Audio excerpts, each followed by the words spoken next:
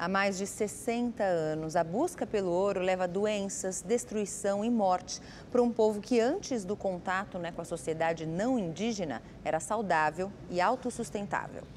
Você vai acompanhar no Rede TV News a primeira reportagem especial sobre a origem da crise humanitária que afeta os Yanomamis.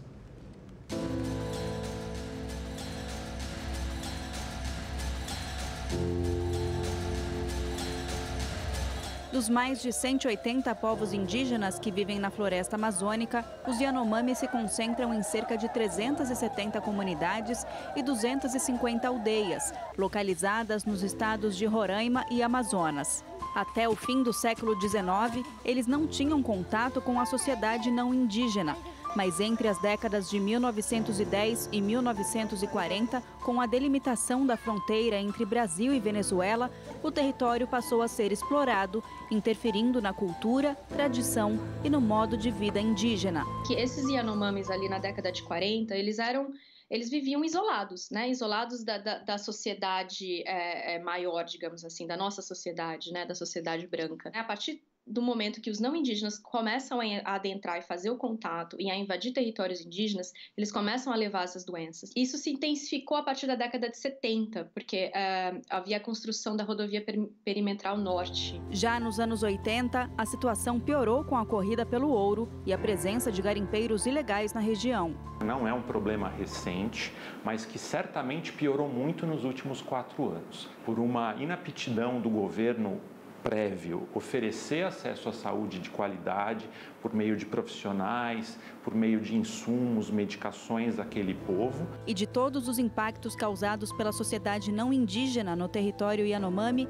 a destruição do meio ambiente por causa da ação do garimpo interferiu bastante na saúde deles. O rio passa a ter um grande acúmulo de mercúrio, o que prejudica a pesca artesanal, que é algo extremamente típico da cultura do povo Yanomami, e também a caça. Na medida que o garimpo se instala e o barulho das máquinas causa o afastamento dos animais no entorno dos garimpos e, portanto, no entorno das comunidades do povo Yanomami. Isso afasta a caça e afasta a possibilidade de uma alimentação com nutrientes mais ricos.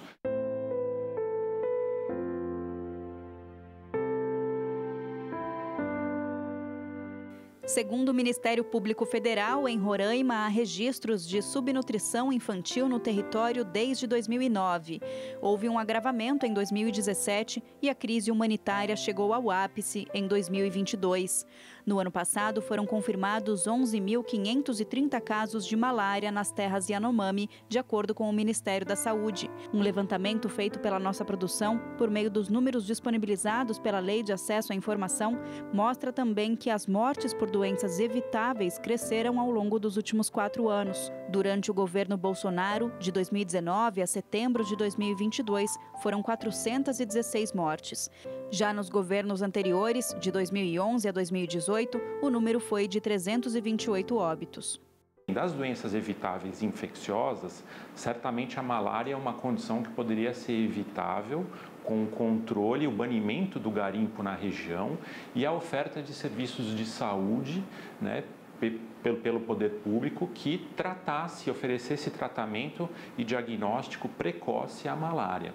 O mesmo vale para doenças evitáveis respiratórias, como as gripes, as viroses respiratórias, que podem ser evitáveis por meio de campanhas vacinais frequentes, periódicas. Segundo o Ministério dos Povos Indígenas, pelo menos 570 crianças morreram por desnutrição, fome e contaminação por mercúrio nos últimos 4 anos. Ao menos 50 tiveram que ser internadas desde janeiro, quando equipes do governo federal realizaram ações de resgate.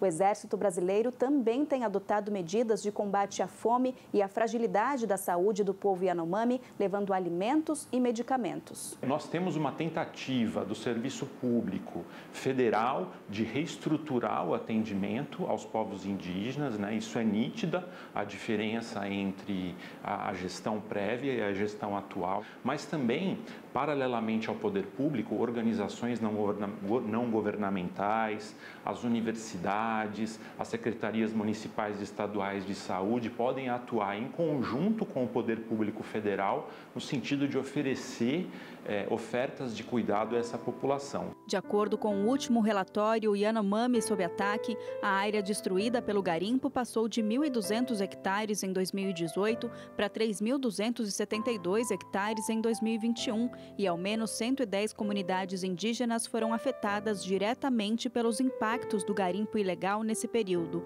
Na busca pela extração de ouro e cassiterita no território Yanomami, os garimpeiros também são acusados de ataques armados e violência contra os povos indígenas. Nós temos pelo menos 30 meninas adolescentes Yanomamis grávidas de garimpeiros, porque a fome as leva a fazer o que os garimpeiros querem.